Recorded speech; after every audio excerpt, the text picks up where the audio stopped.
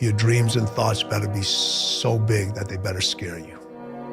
They better scare you. Why? Because you're not thinking big enough then. You don't want it. It has to be something that nobody else has thought about before or done before. The process it takes to be number one and stay at number one, you have no idea. You have an idea because you've been there. Everybody wants to sit in your seat until they have to sit in your seat. Very few people understand what winning and success does to an individual's mental health. So for me, okay, I'm gonna go out and break the Guinness Book of World Record for pull-ups. Lofty goal, which is why I failed it twice before I finally got it. I knew going into everything I've ever done in my life, Navy SEAL training 3 times before I got it. Everything I've ever done in my life took me 3 times before I got it. I knew that there was a huge possibility of failure. But what I gained from failure is this. When you see a movie, and you watch a movie about a person who keeps failing, and at the end, they succeed. How do you feel after you watch that movie? Elated. Amazing, right? Yeah. I become the movie. I want to feel how I feel watching someone else in the movie. When I watched Rocky get his ass kicked, and I watched all these different things of failure, I was able to put myself there and say, God, man, how much do you feel now that you finally got there? That's what failure has done to me. Don't search for a destination. The trip is the destination. The journey is the goal. The journey is the goal. No matter how rough it gets, I will never quit, and nothing will ever stop me. Make the decision that you can be tired, you can be worn out, but nothing is ever going to stop you. That's a wonderful decision, because then no matter what life throws at you, you pick yourself up and you say, okay, give it, give it your best shot, as Fonzie says. Nothing is going to stop you. It's a wonderful feeling. It's a wonderful feeling. We're taught to set these high goals. And if I set a goal that I'm going to make 100,000 this month, and I come in at 95,000, that's a loss. I didn't get to the 100 and I lost. Now everyone will rationalize and tell me how close I got and how good the effort was, but at the end of the day, it's a loss. And the subconscious mind records it as an L. So you gotta lower your goals. No one will tell you this, but trust me, you gotta lower your goals to something that you know you can achieve. Can you walk 1 more mile? Can you eat 1 less French fry? Can you make 1 more phone call? Can you do this much more than you did before? And the answer is, of course I can. Okay, then set your goal there and start racking up the wins. Every single person who wants to do something with their life and has done something with their life has gone through the exact chapter that you're going through. And it's the lonely chapter. It's the chapter where you don't fit in with your own friends, but you don't have the outcomes yet to fit into a new group of friends. And you're doing this thing, you're consuming content on the internet, you're doing these free tutorials online to try and figure out how to set up a podcast and where do I host this thing? And then you're going through this and you're like, is this even worth it? Because you have no signs of success, right? But if there's anything that you can take away from what we're saying right now is that the sign of success is the hate that you get along the way. And what you can't do is bend the knee to their hate and fit back into the conformity because it's comfortable and it's warm. Because like in the Matrix, when Trinity opens the door, when Neo's about to go take the red pill and he wants to get out of the car, she says, Neo, you've been down that road and you know exactly where it leads. We don't want to suffer. We don't want to feel discomfort. So the whole time we're living our lives in a very comfortable area. There's no growth in that. So for me, I realized that. The reason I became 297 pounds is because that was comfortable. What was very uncomfortable was running. What was very uncomfortable was being on a diet. What was very uncomfortable was trying to face things that I didn't want to face. And I also realized when I was really big, I had no growth. Why? Because I was living comfortable. So I realized for me to find growth, I had to face all these different things that made me very, very uncomfortable. You're going to lose sleep. You'll doubt whether it'll work. You'll stress to make ends meet. You won't finish your to-do list. You'll wonder whether you made the right call and have no way to know for years. This is what hard feels like, and that's okay. Everything worth doing is hard. And the more worth doing it is, the harder it is. The greater the payoff, the greater the hardship. If it's hard, good. It means no one else will do it. More for you. You talk about performance without a purpose. What's that?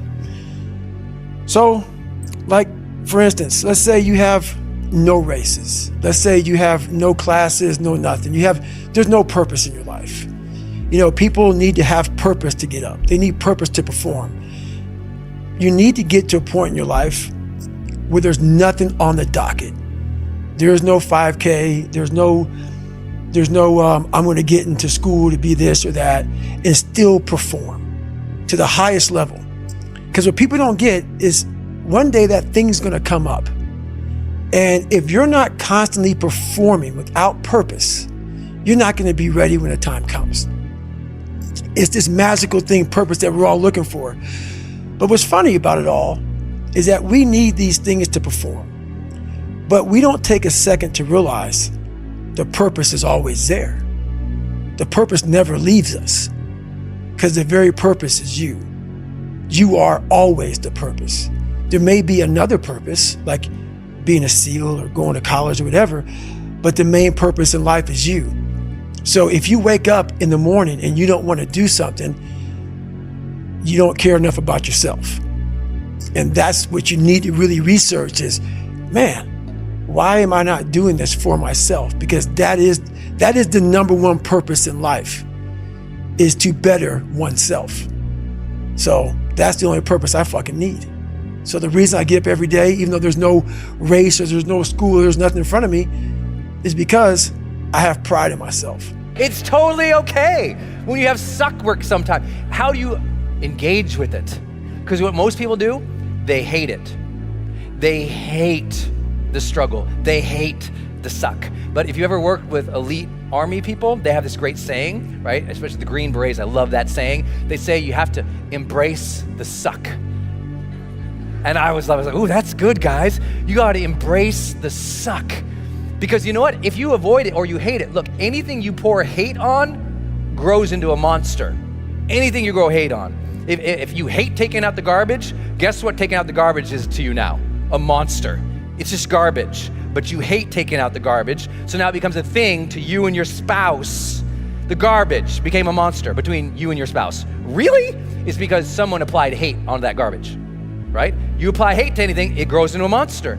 You hate the commute to work, and you gotta do it every day? How does that feel? You hate doing email, and you gotta do it every day? How does that feel? To be successful at anything, the truth is you don't have to be special. You just have to be what most people aren't. Consistent, determined, and willing to work for it. No shortcuts. If you look at all my teammates here tonight, it would be impossible to find better examples of men who embody that work ethic, integrity, purpose, determination, and discipline that it takes to be a champion in life. And he had like 17 or 18 championship rings. And then that was one of his quotes to all the incoming freshmen. You know what, men? My favorite ring, because they always ask me, I have 17, and what's my favorite one? The next one. The next one. And that's how we felt. We felt like, you know what the next greatest win in your life is? The next one. And you know what the greatest achievement you've ever had in your life? The next one. And really that just spoke to when I went to professional football and I was able to reach the pinnacle of success at the professional sport level. And we achieved Super Bowls when I was in my second year in the pros, and then throughout, over the course of a 23-year career, there were 7, but that stuck with me the entire time because I think so many people who experience success, it's amazing. And at the same time, if you achieve it once, the question is, would you like to achieve it again? And just because you did it once, there's no certainty to anything in life. It doesn't mean you're going to win it again, or a championship, or get a promotion. You actually have to work for it, and you have to earn it. And I think there's one thing about sports that I learned was every year that you're participating and playing, you got to earn it. There's nothing that's easy. There's nothing that's given. They don't hand you a championship belt. They don't hand you a championship ring. You wouldn't want it that way anyway. Because you know why? Because it's really effing hard when you start at the bottom with everyone else and you work your ass off throughout the year. You put a lot of time and effort into it. You know, you miss birthdays and you miss weddings and you miss Thanksgiving celebrations. We have that in America. You guys don't have that here. You miss Christmases, and you know, you get to the end of the year and you put a lot into it and you want to come out on top. And when you look at those rings and you look at those championship moments that you've had, you realize that all that sacrifice and all that commitment really paid off. And I think that's what those things symbolize. So when you say that my favorite ring is the next one, it just meant that I aspire for more. I want to continue to achieve, and I want to make the effort to put everything I can into it to try to continue to achieve. I don't care how good you are in anything, you don't have discipline, you ain't nobody. Right. You're nothing without discipline, because you give up under the slightest struggle without discipline. 100%. I mean, discipline is doing what you hate to do, but do it like you love it. Doing what you hate to do, but do it like you love it. That is a great quote. Mm-hmm. And if you can do that, you could be successful in anything. And that's the one thing I'll say right now that people listen to this. A real person, a real alpha, a real go-getter, they ain't saying shit about nobody. Right. That's why you will never, ever hear me dropping somebody's name, running my mouth about somebody. I don't know what you went through. I don't know what you're going through. I didn't wear the shoes you wore when you were a kid. I didn't grow up in your fucked up house. I didn't have your fucked up family. I don't know shit about you. So guess what I do? Shut the fuck up. Because real men don't say shit. Because first of all, we're too busy trying to grind and be better. Correct. Second of all, unless we know what we know, we shut our fucking mouths. But nowadays, there's not many real men who live by that creed of like, you know, if you're on social media running your fucking mouth and shit, you're just a bitch. Correct. You're honestly, and that's not me trying to be some after school special shit. You really are a bitch. Real men ain't doing it. Real men don't care about that gossipy bullshit. Get to work, man. My personal question to you is, why not you? You've got the brains, you can make decisions, you can study the plan, you can change your life, you can grow immensely in the next few years, you can make your dreams come true, you can build a financial wall around your family nothing can get through, you can become healthy, you can become powerful. Why not you? And I'm here to say that I'm ready to pledge my support to make your personal dreams come true. I asked the question, why not you? But I'm not gonna ask it and just walk away. I'm gonna ask it and walk with you in this journey as we take Herbalife around the world. So you want your room to be set up so that when you walk in there, it tells you to be better than you generally are. It's organized, it's got direction, everything's in its place. You try to do that in a chaotic household. You know, I've watched people do this because I had students do these sorts of things as assignments. I'd say, look, pick a small moral goal, clean up your room, and just write down what happens as a consequence. So maybe these are students in a chaotic household. The whole place is a bloody mess. No one's taking any responsibility for anything. And so they decide they're going to start to clean up their room. And then the people in the household notice. Well, the first thing they do is get pissed off. It's like, who do you think you are? Like, you think you're better than us? Why do you think this is worthwhile?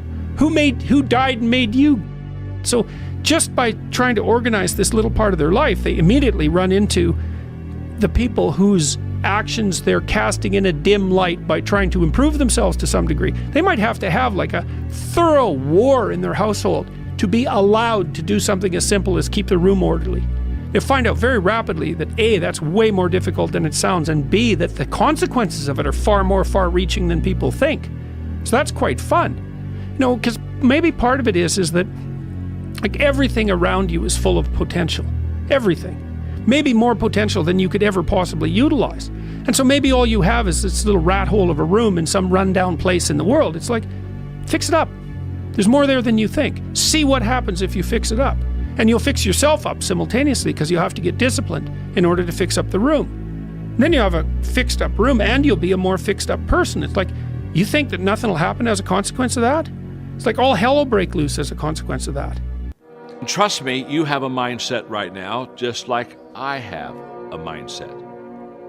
It's how we view life. I know people with a negative mindset, which basically they view everything in a negative way. I know people with a positive mindset, which means they view everything in a positive way. People with an abundance mindset, a scarcity mindset.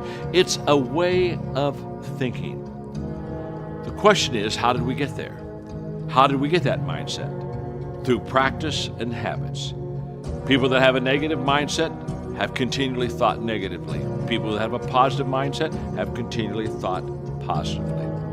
You see, the things I do today determines the habits I have tomorrow, which determines the mindset that I have for life.